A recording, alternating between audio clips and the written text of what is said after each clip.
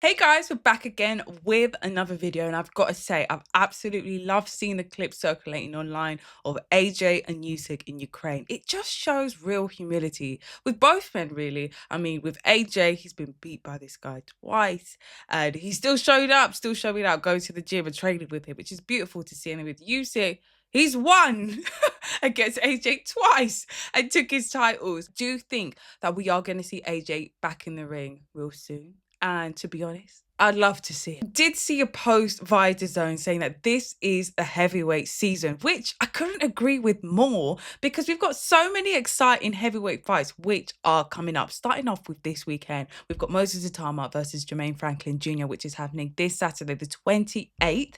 And then we've got Chisora versus Wilder, which is happening the 4th of April. And then we've got Fury versus Makhmudov, the return of Tyson Fury, live on Netflix. And that's April the 11th.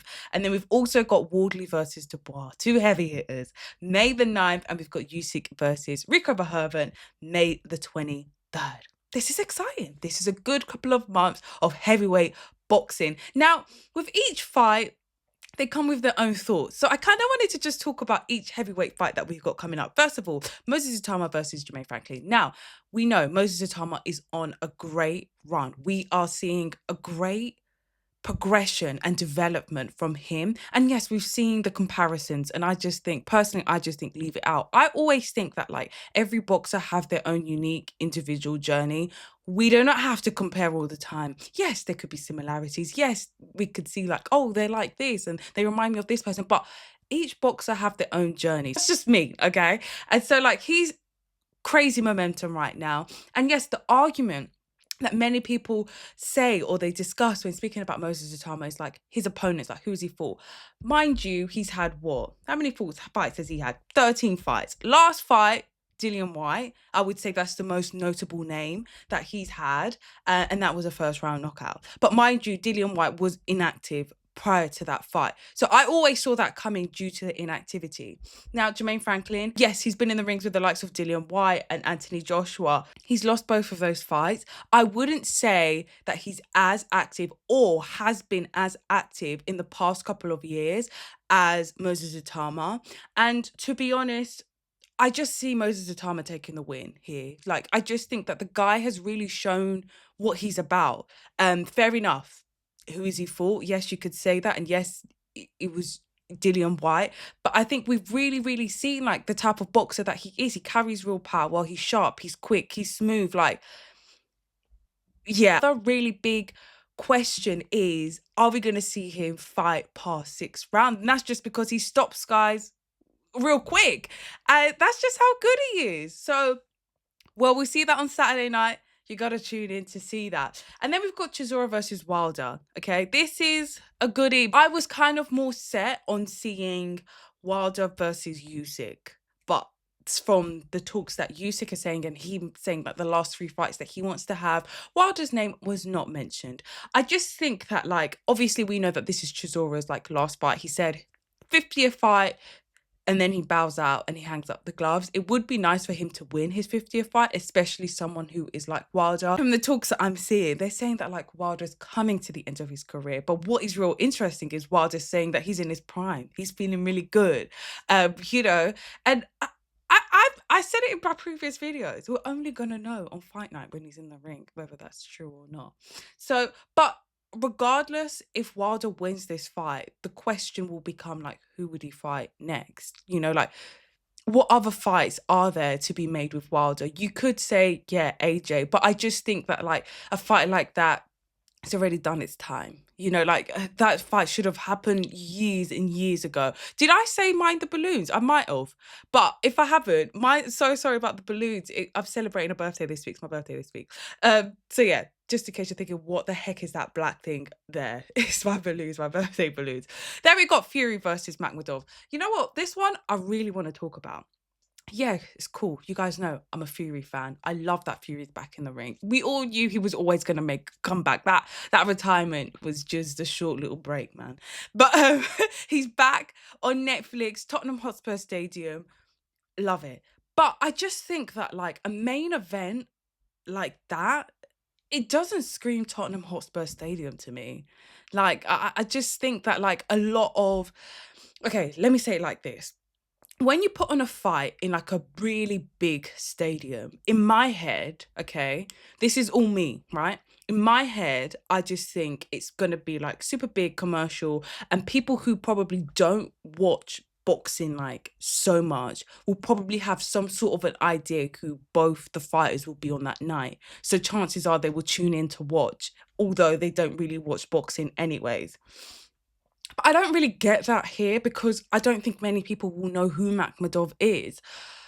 I think, of course, boxing fans will know who Makhmudov is, but for a casual watcher who doesn't watch boxing as so much, they may not. So they're just going to see this fight as Tyson Fury coming back and his first fight back after announcing retirement. That's just what I think. I hope that's not too harsh. I'm not trying to be harsh, or I don't want to be horrible, because I think Makhmudov is incredible. And yes, he's coming off a great win against Dave Allen. Let's be honest, this is Tyson Fury's comeback fight. This is a tune-up fight after being out the ring for so long. And I just think it's really interesting that Tyson Fury can have a comeback and a tune-up fight at Tottenham Hotspur Stadium, being broadcasted live on Netflix. But hey, when you bring in the viewers, those opportunities get to come your way. And I guess that's what we're seeing here. And I'm not even going to front. The undercard is incredible, but I don't want to talk so much on that fight because I'm saving that more closer to fight that. I want to talk about that card. Wardley versus Dubois. I've been very open and vocal about what I think about this. I think it's a brilliant fight to be made. I think us boxing fans are really in for a treat with Wardley versus Dubois May the night. That's two heavy hitters going at it. And what makes this also real good is the fact that both men are in their primes. So we're seeing the best of them. Absolutely. You got a former world champion with the current world champion. Wardley has been on this great run. I've loved seeing this run that he's on. Like, he's just been unstoppable, right? And I can't wait to see what's going to happen on fight night. I really can't wait to see. I've already told you guys in my last video, I want Wardley to win this fight. Do I think Wardley can win this fight? Yeah, I think he can. And the reason why I want Wardley to win this fight is because Usyk wants the winner of Wardley versus Dubois. We've already seen Usyk and Dubois in the ring twice. I don't think I want to see it for the third time. That's just me. That's just me. Okay. I don't know if you guys want to see it for the third time, but I know for sure that I don't want to see it for the third time. So it'll be really nice to give someone new in the heavyweight division an opportunity to go head to head with Usyk before he bows out. And a fight like Wardley versus Usyk is a good one.